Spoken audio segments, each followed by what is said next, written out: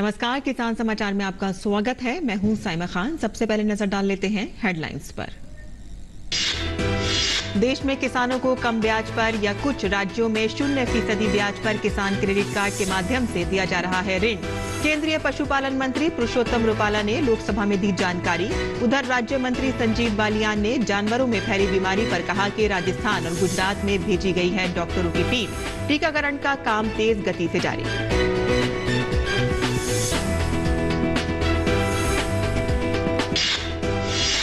सरकार किसानों से एमएसपी पर लगातार कर रही है खरीद। कृषि एवं किसान कल्याण राज्य मंत्री कैलाश चौधरी ने लोकसभा में कहा कि प्राकृतिक खेती को बढ़ावा देने और एमएसपी में सुधार के लिए समिति का किया गया है गठन। खाद्यान्न संकट पर कैलाश चौधरी ने कहा कि देश में खाद्यान्न का है समुचित भंडार। पिछले वर्षों में निर्यात में हुई वृद्धि।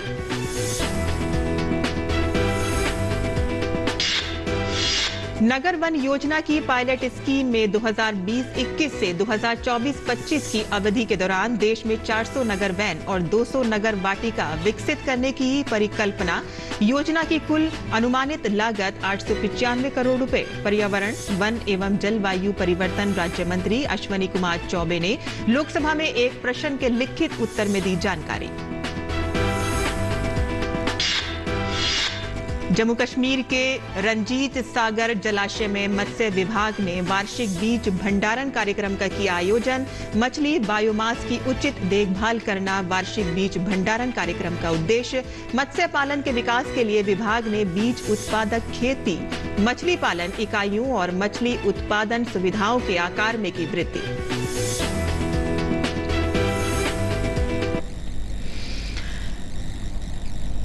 और अब समाचार विस्तार से। केंद्रीय पशुपालन मंत्री पुरुषोत्तम रुपाला ने बताया कि देश में किसानों को कम ब्याज पर या कुछ राज्यों में 0% ब्याज पर किसान क्रेडिट कार्ड यानी कि केसीसी के माध्यम से ऋण दिया जा रहा है।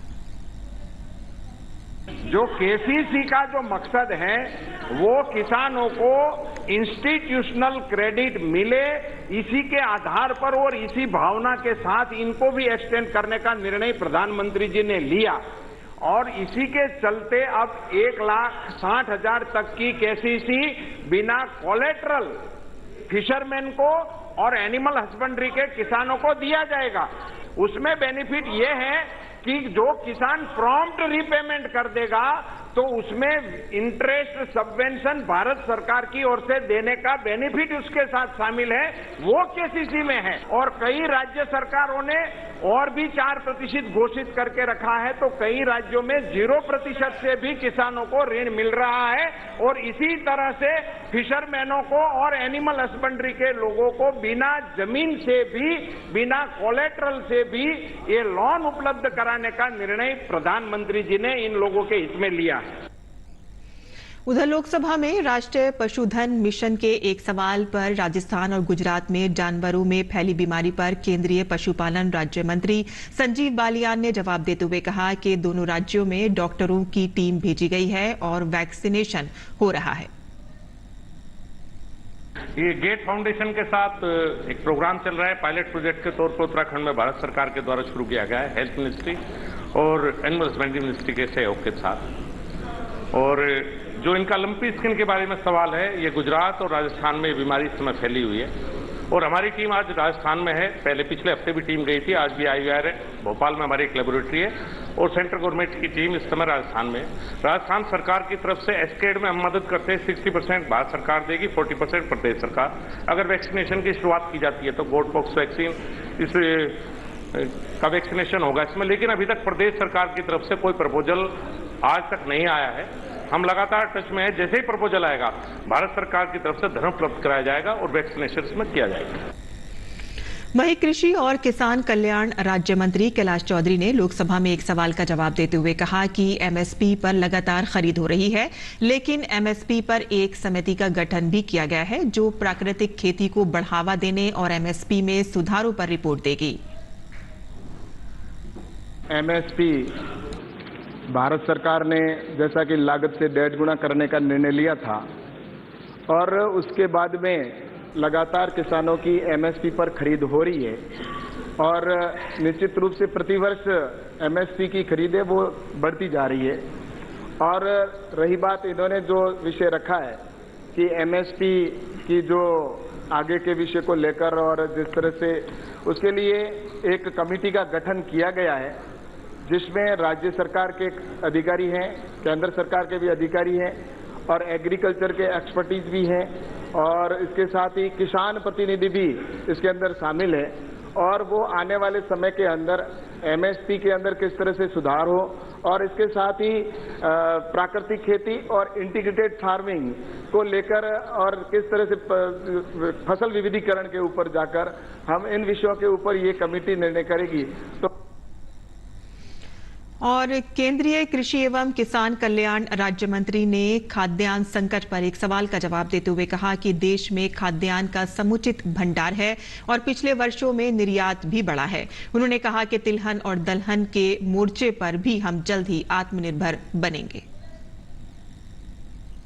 खाद्यान्न के अंदर हमारा देश सरप्लस है और जैसा कि आंकड़ों के अंदर भी दर्शाया गया है और मुझे बताना है कि जैसा कि अगर राइस की बात करें तो राइस के अंदर जो नॉर्म्स है उसके अनुसार 135 ये लाख करोड़ टन होना चाहिए, उसकी जगह पर 317 करोड़ टन हमारे पास में अवेलेबल है। और इसी तरह से आज राइस के अंदर भी हम सरप्लस हैं और साथ ही जैसा कि तिलहन और दलहन की बात की है तो दलहन के अंदर ये निश्चित रूप से मैं कह सकता हूं कि पहले इसकी ये बहुत कमी थी, लेकिन लगातार प्रयास करने की वजह से आज देश भर में दलहन के अंदर लगभग 10% है वो जो है कम है। लेकिन इसके लिए जैसा कि किसानों को एमएसपी भी निर्धारित की गई है कि किसानों के उसमें एमएसपी के वजह से आज उससे ऊपर ही किसानों की रेट है तो किसान को उसकी रेट भी मिल रही है। और रही बात इंपोर्ट की तो इंपोर्ट के अंदर किसानों के हित का विशेष ध्यान रखा जाता है और आवश्यकता के अनुसार इंपोर्ट करना होता है तो एक सीमा निर्धारित करके और उसके बाद में ही इंपोर्ट की स्वीकृति दी जाती है। और कैलाश चौधरी ने आगे कहा कि राज्य सरकारें केंद्र सरकार के सामने जो भी प्रस्ताव भेजेंगी उन पर विचार किया जाएगा। केरल के अंदर और अन्य प्रदेशों के अंदर जैसा कि जहां समस्या है उसके समाधान के लिए लगातार भारत सरकार की ओर से प्रयास किया जाता है और कृषि वैसे राज्य का विषय है पर राज्य सरकार से जो भी प्रपोजल इस विषय पर आते हैं तो भारत सरकार इस पर निश्चित रूप से विचार करती है। और आगे बढ़ते हैं जहां नगर वन योजना की पायलट योजना में 2020-21 से 2024-25 की अवधि के दौरान देश में 400 नगर वैन और 200 नगर वाटिका विकसित करने की परिकल्पना की गई है, जिसका उद्देश्य जंगलों और हरित आवरण के बाहर पेड़ों को महत्वपूर्ण रूप से बढ़ाना है। शहरवासियों के जीवन की गुणवत्ता में सुधार के अलावा शहरी और उपनगरीय क्षेत्रों में जैव विविधता और पारिस्थितिक लाभों में वृद्धि।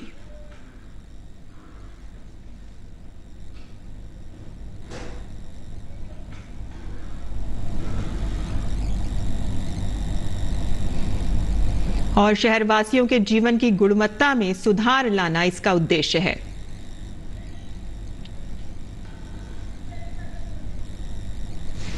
शहर और उपनगरीय क्षेत्रों में जैव विविधता और पारिस्थितिक लाभों में वृद्धि करना इसका उद्देश्य है। 2020-21 से 2024-25 की अवधि के लिए नगर वन योजना की कुल अनुमानित लागत 895 करोड़ रुपए है। आंध्र प्रदेश सहित 26 राज्यों में 2020-21 और 2021-22 तक कुल 173 परियोजनाओं को दी गई मंजूरी। स्वीकृत नगर वन परियोजनाओं का राज्यवार ब्यौरा अनुबंध में उल्लेखित है। देश में हरित आवरण में सुधार के लिए अन्य वनीकरण प्रयास किए जा रहे हैं और नगर वन योजना के माध्यम से शुरू की गई विभिन्न हरित गतिविधियों की परिकल्पना की गई है।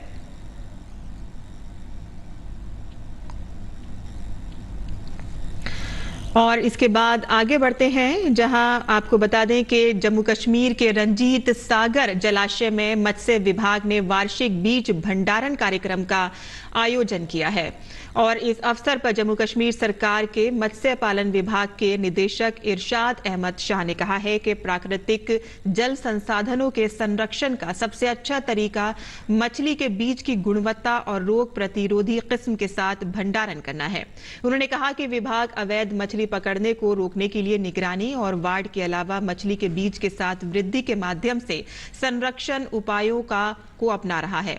निदेशक मत्स्य पालन ने कहा कि वार्षिक बीज भंडारण कार्यक्रम का उद्देश्य जलाशय, नदियों, तालाबों आदि जैसे जलाशयों में मछली बायोमास की उचित देखभाल करना है। उन्होंने कहा कि जम्मू कश्मीर में मत्स्य पालन के विकास के लिए जिम्मेदार एकमात्र एजेंसी होने के नाते विभाग ने बीज उत्पादक खेतों, मछली पालन इकाइयों और मछली उत्पादन सुविधाओं को आकार में बड़े पैमाने पर बुनियादी ढांचे की स्थापना की है, जिससे प्रदेश का मछली उत्पादन 21.25 हजार टन तक पहुंच गया है। उन्होंने आगे कहा कि विभाग ने एशिया की सबसे बड़ी ट्राउट खेती परियोजना ग्राम ट्राउट मछली पालन परियोजना और कोकर नाग ट्राउट मछली फार्म दाचीगाम, मैमर, गांदरबल, खग, खुचेरो, पारीजोर आदि की भी स्थापना की है। वर्तमान मत्स्य पालन परिदृश्य का उल्लेख करते हुए इरशाद अहमद शाह ने कहा कि इससे लगभग 15,000 माहीगीर परिवार जुड़े हुए हैं और ये जल निकाय माहीगीरों की 1,20,000 से अधिक लोगों की आजीविका के प्रत्यक्ष साधन के रूप में कार्य करते हैं।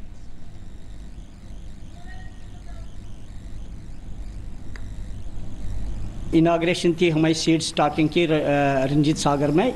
ये एक रूटीन होती है, हर साल हम करते हैं, मछली को लाते हैं, सीड स्टॉक करते हैं। हमारा यहाँ बड़ा यूनिट है, कुठवा से हम लाते हैं और इसको स्टॉक करके हम यहाँ इसको फिर ओपन ऑक्शन करते हैं।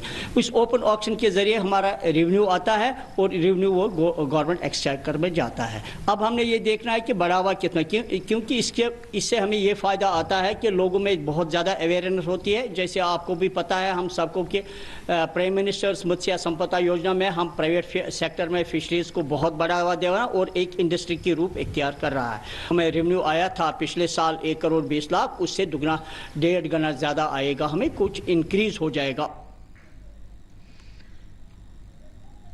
और जम्मू कश्मीर सरकार के मत्स्य पालन विभाग के निदेशक इरशाद अहमद शाह ने आगे कहा है कि प्रधानमंत्री मत्स्य संपदा योजना के तहत सरकार 40 से 60% तक सब्सिडी देती है।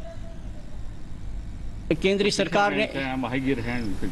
सरकार ने एक स्कीम लॉन्च की है, प्राइम मिनिस्टर्स मत्स्य संपदा योजना। उसकी ओर से हम हर एक जो अनएम्प्लॉयड यूथ है उसको हम सब्सिडी पे 40-60% के हिसाब से सब्सिडी देते हैं, चाहे उसको तालाब बनाना हो, चाहे उसको बायोफ्लॉक बनाना हो, चाहे उसको कोई रास का कोई यूनिट होना। जब स्कीम ही हमारे पास मौजूद है, अनएम्प्लॉयड यूथ हम एडवर्टाइज करते हैं, वो हमारे पास आके इनका लाभ उठाए।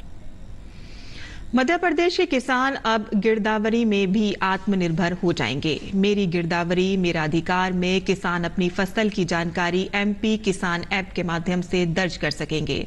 इस सुविधा के प्रारंभ होने से किसान अपनी फसल की जानकारी 1 अगस्त से 15 अगस्त 2022 तक स्वयं दर्ज करा सकते हैं। किसान की इस जानकारी का आर्टिफिशियल इंटेलिजेंस एवं पटवारी से सत्यापन होगा। इस जानकारी का उपयोग फसल हानि, न्यूनतम समर्थन मूल्य योजना, भावांतर योजना, किसान क्रेडिट कार्ड और कृषि ऋण में किया जाएगा। आत्मनिर्भर मध्य प्रदेश और आत्मनिर्भर किसान के मंत्र पर राज्य सरकार का ये किसान हितैषी निर्णय है। मुख्यमंत्री शिवराज सिंह चौहान ने कहा कि राज्य सरकार किसानों के हित के प्रति प्रतिबद्ध है। उन्होंने प्रदेश के किसानों से अपील की है कि वे मेरी गिरदावरी मेरा अधिकार में अपनी फसल को MP किसान ऐप में अपलोड कर केंद्र एवं राज्य सरकार द्वारा मिलने वाली सुविधाओं का लाभ उठाएं। उन्होंने कहा कि इस प्रक्रिया में किसान गिरदावरी को अपनाने के लिए 15 अगस्त तक अपने आप को रजिस्टर कर सकेंगे। हरियाणा में पशुपालन में उद्यमिता विकसित करने के लिए पशुधन विकास बोर्ड के प्रबंध निदेशक डॉक्टर SK बगोरिया की अध्यक्षता में राजकीय पशु चिकित्सा पॉलीक्लिनिक में बैठक हुई। बैठक के दौरान राष्ट्रीय पशुधन मिशन के तहत उद्यमिता विकसित योजना के लिए प्राप्त आवेदनों की समीक्षा की गई। बैठक में जिला रोहतक व भिवानी के सभी पशु चिकित्सक मौजूद रहे।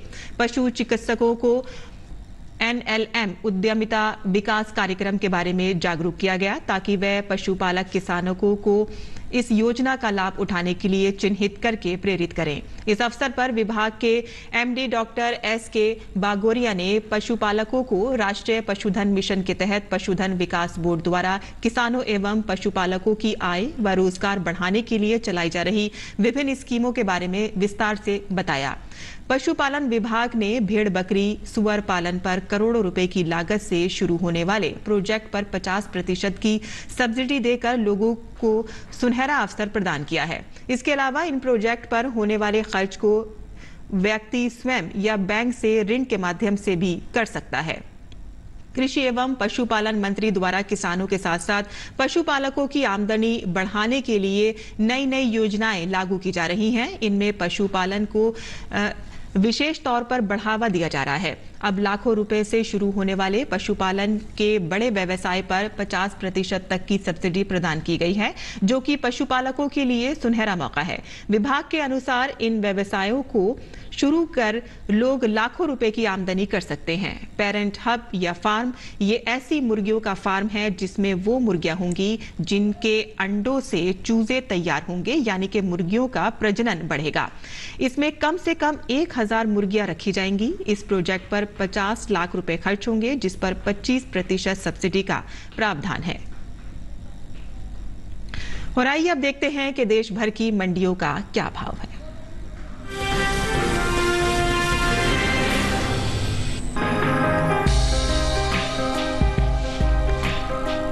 ज्यादातर कृषि उपज मंडियों में सोमवार को सरसों बिकवाली के लिए पहुंची। बात इसके हाजिर भाव की करें तो एगमार्क नेट के अनुसार कर्नाटक की शिमोगा मंडी में 30 जुलाई को सरसों का भाव रहा 8,300 रुपए। 1 अगस्त को यहां सरसों की खरीद 50 रुपए टूटकर 8,250 रुपए पर हुई। राजस्थान की लालसोट मंडी में इस दौरान सरसों के सौदे नरमी के साथ हुए। यहां 30 जुलाई को उसका भाव रहा 6,550 रुपए, जो कि 1 अगस्त को 100 रुपए गिरकर 6,450 रुपए पर आ गया। उत्तर प्रदेश की बात करें तो यहाँ की अलीगढ़ मंडी में 30 जुलाई को सरसों का भाव रहा 6,150 रुपए, जो कि 1 अगस्त को 50 रुपए की तेजी के बाद 6,200 रुपए पर पहुंच गया। राज्य की ही लखीमपुर मंडी में भी सरसों के सौदे बढ़त के साथ हुए। यहाँ 1 अगस्त को सरसों का भाव 110 रुपए की मजबूती के बाद 6,560 रुपए से 6,670 रुपए हो गया। देश में इस साल सरसों की रिकॉर्ड उपज होने का अनुमान जताया गया है। कृषि मंत्रालय की ओर से हाल ही में जारी तीसरे अग्रिम अनुमान के मुताबिक साल 2021-22 के दौरान घरेलू स्तर पर रबी सरसों की पैदावार में 15,44,000 टन की बढ़ोतरी देखने को मिल सकती है, जिसका असर कृषि उपज मंडियों में सरसों के भाव पर पड़ सकता है। साल 2021-22 के दौरान रबी सरसों की उपज 1,17,54,000 टन होने का अनुमान है, जबकि बीते साल इस दौरान पैदावार 1,02,10,000 टन ही रही थी।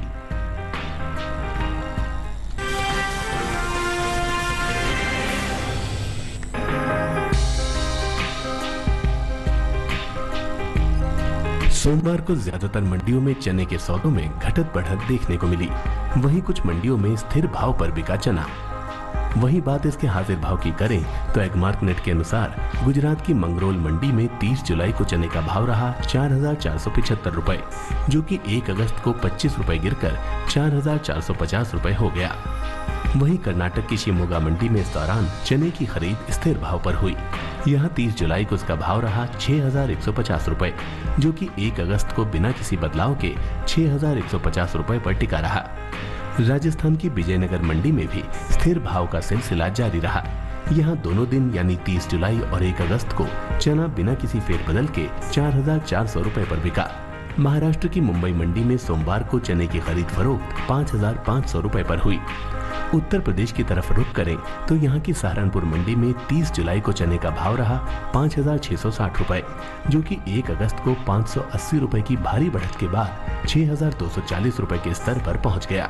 देश में इस साल चने की अच्छी पैदावार देखने को मिल सकती है।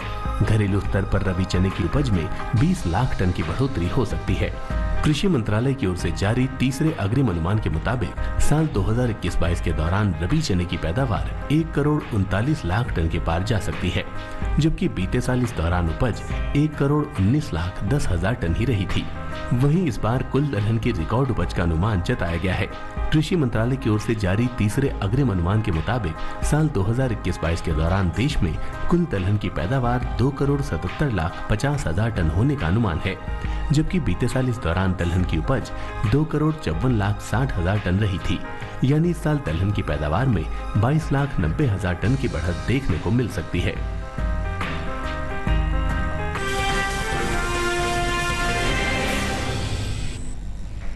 और आइए अब देखते हैं कि इस मौसम में किसान कैसे रखें अपनी खेती का ख्याल।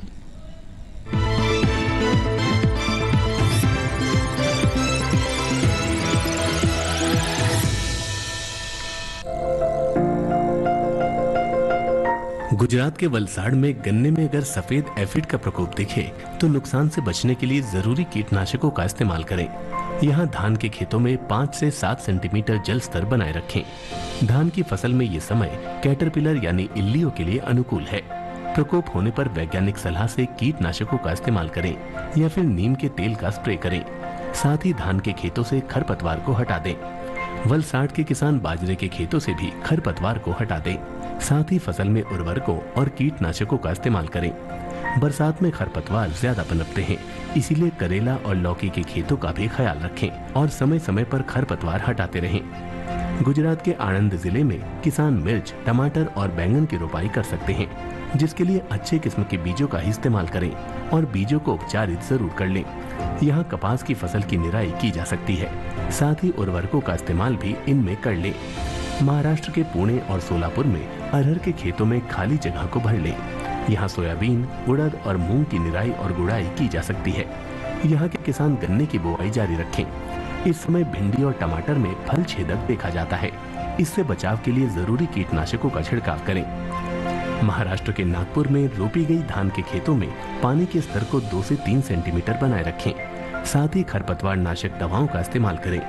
यहाँ के किसान अरहर, सोयाबीन और कपास जैसी फसलों की निराई गुड़ाई भी करें।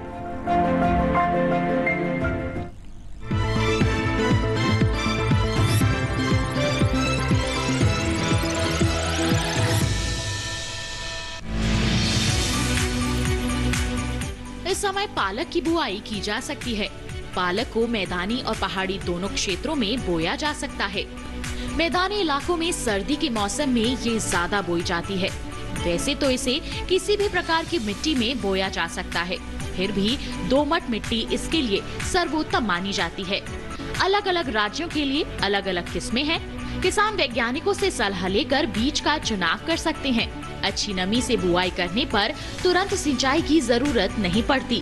फिर भी बुआई के 8 से 10 दिन बाद सिंचाई करना आवश्यक है। इसके बाद 10 से 15 दिन के अंतराल पर सिंचाई करते रहें। पत्तियों की हर कटाई के बाद सिंचाई करना न भूलें। खरपतवार नियंत्रण के लिए बोने के 15 से 20 दिन बाद पहली निराई गुड़ाई कर दें। पालक के लिए 2 से 3 बार निराई गुड़ाई करनी चाहिए। पत्तेदार सब्जियों में आमतौर पर बीमारी नहीं लगती, फिर भी अगर बीमारी लग जाए तो कटाई के बाद दवा छिड़कें ताकि पत्तियों पर दवाई का असर ना हो। वैसे पालक में सर्कोस्पोरा लीफ स्पॉट और डंपिंग ऑफ जैसी बीमारियों की आशंका रहती है। लीफ माइनर, चैंपा, माहू और इल्ली जैसे कीट पालक की पत्तियों को नुकसान पहुंचा सकते हैं। बचाव के लिए विशेषज्ञों की सलाह पर उचित दवाएं छिड़कें। ध्यान रखें कि फसल में किसी भी प्रकार की दवा का छिड़काव करने से पहले कृषि विशेषज्ञों से सलाह जरूर लें। पालक की 1 हेक्टेयर में 80 से 100 क्विंटल तक पैदावार होती है। इसे कई बार काटा जा सकता है।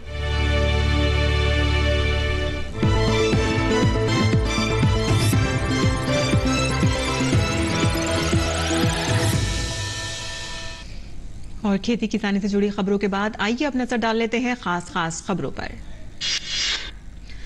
भारत के 4 दिवसीय दौरे पर आए मालदीव के राष्ट्रपति इब्राहिम मोहम्मद स्वालेह ने नई दिल्ली स्थित हैदराबाद हाउस में प्रधानमंत्री नरेंद्र मोदी से मुलाकात की। पीएम मोदी ने विदेश अध्यक्ष का परंपरागत तरीके से स्वागत किया। प्रधानमंत्री नरेंद्र मोदी और मालदीव के राष्ट्रपति इब्राहिम मोहम्मद स्वालेह के बीच प्रतिनिधिमंडल स्तर की बातचीत हुई। इस दौरान दोनों देशों के बीच कई व्यापक मुद्दों पर चर्चा की गई। भारतीय जनता पार्टी संसदीय दल की बैठक नई दिल्ली में संपन्न हुई। बैठक में मॉनसून सत्र के दौरान पार्टी की रणनीति और भावी कार्यक्रमों से सांसदों को अवगत कराया गया। बैठक के बाद संसदीय कार्य मंत्री प्रहलाद जोशी ने बताया कि आजादी का अमृत महोत्सव के तहत 9 अगस्त से 15 अगस्त तक जो कार्यक्रम आयोजित किए जाएंगे उनकी रूपरेखा पर जानकारी दी गई। उन्होंने बताया कि 9 से 11 अगस्त तक हर घर में तिरंगा के बारे में प्रचार किया जाएगा। बीजेपी अध्यक्ष जेपी नड्डा ने देशवासियों से हर घर तिरंगा कार्यक्रम को सफल बनाने का आह्वान किया है। उन्होंने कहा है कि देश आजादी के 75 वर्ष पूरे होने पर अमृत महोत्सव मना रहा है और पीएम मोदी जी ने 2022 के लिए देश की आजादी से जुड़ी एक कार्यक्रमों की श्रृंखला रखी है।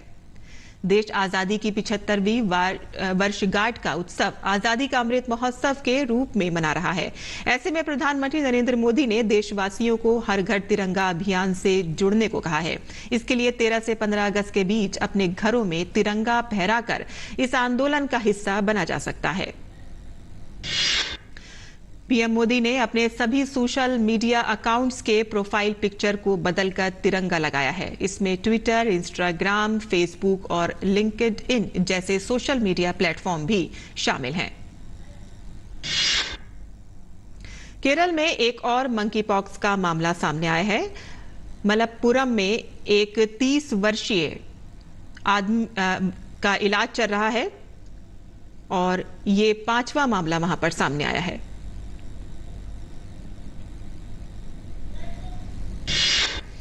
राज्यसभा में मंकी पॉक्स पर पूछे गए सवाल के जवाब में केंद्रीय स्वास्थ्य मंत्री मनसुख मांडविया ने कहा कि हमने सभी स्टेट्स को गाइडलाइंस दे दी है, कैसे निगरानी रखनी है, सैंपल कैसे लेना है। साथ ही उन्होंने कहा है कि देश में इस बीमारी को रोकने के लिए सभी जरूरी इंतजाम किए गए हैं। और आईटीआर वेरिफिकेशन के लिए 120 दिनों की सीमा को सीबीडीटी ने अब घटाने का फैसला लिया है। अब रिटर्न भरने के 30 दिनों के भीतर ही आपको वेरिफिकेशन की प्रक्रिया पूरी करनी होगी। इस बारे में सर्कुलर जारी कर दिया गया है। और किसान समाचार में आज के लिए बस इतना ही। अनुमति दें। नमस्कार।